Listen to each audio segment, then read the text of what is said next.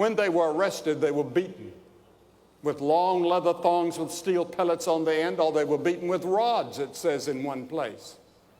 And they were black and blue and bleeding, and they were thrown into the inner prison, which meant that their neck was tied with an iron necklace.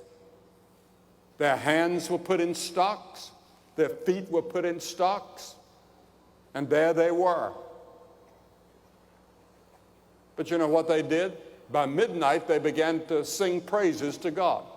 They began to testify. They began to tell what Christ had meant to them. The jailers was listening, and all the people in the jail were listening. And they kept on preaching. Finally, there came an earthquake, and the walls began to fall down from the jail. And the stocks that bound them were loosened. And the jailer, knowing that he would be held accountable and he would have to die, he'd be executed for allowing these people to escape, he pulled out his sword and he was going to plunge it into his heart when Paul said, "Don't do yourself any harm. We're still here."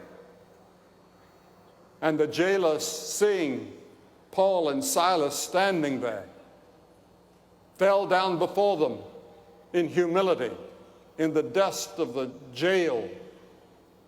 And he asked this question. He said, "Sirs, what must I do to be saved? How can I have the faith and the spirit that you have? You came into this terrible, smelly, awful place, having been beaten, and now you begin to sing, and you begin to tell what Christ could do for you. How can I be saved? How can I have this same peace and joy and happiness that you have?" And Paul gave him a very simple answer. He didn't go into anything profound.